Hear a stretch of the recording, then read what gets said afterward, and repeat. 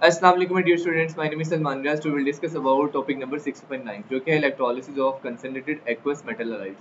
पहली बात कंसंट्रेटेड है, दूसरी बात एक्वस है और तीसरी बात मेटल हैलाइड्स है।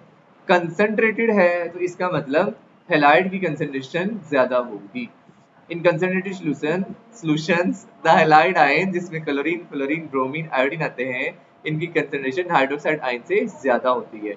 तो प्रिफरेंशियली ये डिस्चार्ज करेंगे नोड पे जाके, और इसकी हाइड्रोजन हाइड्रोजन ऑक्साइड की बजाय यही जाके नोड के ऊपर डिस्चार्ज करेंगे और आपको chlorine gas, bromine gas, sorry हाँ बल्कि गैस, क्लोरीन गैस प्रोवाइड करेंगे और ब्रोमीन लिक्विड की शक्ल में होती है तो ये वहां जाएगा। ठीक है, तो आपको हायर कंसंट्रेशन में क्योंकि हेलोजन मौजूद है तो नोड के ऊपर यही जाकर डिपॉजिट होगा।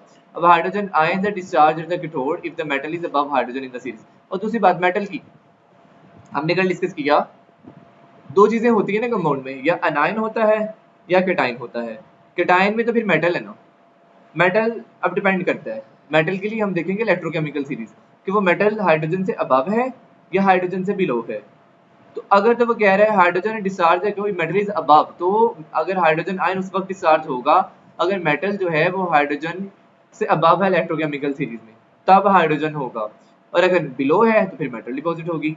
फॉर लेस रिएक्टिव मेटल जिसमें कॉपर और सिल्वर है, इसमें metal ion discharge at cathode instead, तो उस पे मेटल आयन डिस्चार्ज करते हैं। Halide ion discharge at the anode due to higher concentration, क्योंकि कंसंट्रेटेड सॉल्यूशन है तो आपको हैलाइड आयन से मिलेंगे। अब एग्जांपल है concentrated cuprous chloride solution. Copper is below hydrogen in the electrochemical series. कह रहा है इलेक्ट्रोकेमिकल सीरीज में कॉपर जो है वो हाइड्रोजन से नीचे होता है, तो इसलिए कॉपर प्रेफरेंशियली डिस्चार्ज करेगा कैथोड पे जाके और कॉपर मेटल डिपॉजिट होगी वहां पे। कैथोड के ऊपर मेटल है क्योंकि 2+ है तो 2 इलेक्ट्रॉन गेन करके मेटल डिपॉजिट हो जाएगा।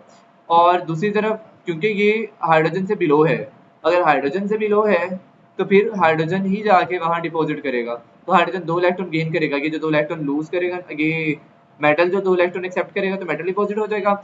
और दूसरी तरफ हाइड्रोजन 2 इलेक्ट्रॉन एक्सेप्ट करके हाइड्रोजन गैस बनाएगा मोर रिएक्टिव। तो अब ये अप्रोच तो दोनों ही करेंगे कैथोड को, लेकिन क्योंकि बिलो है तो फिर कॉपर प्रेफरेंशियली डिपॉजिट करेगा जाके कैथोड पे। और हैलोजन क्योंकि कंसंट्रेटेड सॉल्यूशन है तो हैलोजन 2 इलेक्ट्रॉन वहां पे लूज करेगा। अब ये जो इलेक्ट्रॉन हैलोजन लूज करेगा ये मेटल उसको गेन करके डिपॉजिट हो रहा होगा कैथोड के ऊपर। अब समरी याद रखनी क्योंकि शॉर्ट क्वेश्चन के लिए चैप्टर इस दफा आपके पेपर में, तो आप कैथोड पे देखेंगे कॉपर यहाँ 2 इलेक्ट्रॉन गेन करके कॉपर डिपॉजिट हो रहा होगा, जबकि क्लोरीन जो है, हैलोजन जो है वो 2 इलेक्ट्रॉन यहाँ लूज करके, जब loss of electron is called oxidation तो क्लोरीन की यहाँ ऑक्सीडेशन होगी, 2 इलेक्ट्रॉन लूज करेगा और क्लोरीन गैस रिलीज हो जाएगी। एनिमेटेड वीडियो में समझ लेते हैं। ये एक इलेक्ट्रोलाइटिक सेल है जिसके अंदर कंसंट्रेटेड कॉपर क्लोराइड सॉल्यूशन है, कॉपरस क्लोराइड सॉल्यूशन है क्योंकि कॉपर की यहाँ वैलेंसी 2 है। तो अब इस दौरान Cu2+ भी है और एक्वस सॉल्यूशन होने की वजह से H पॉजिटिव आयन भी मौजूद होगा। जाएगा कौन कैथोड पे, जाएगा कौन, क्योंकि कलर कॉपर जो है ये बिलो द हाइड्रोजन है तो इसलिए यहाँ मेटल डिपॉजिट होगा। अगर अबव होता तो फिर हाइड्रोजन डिपॉजिट होती, तो यहाँ जाके कॉपर डिपॉजिट हो गया।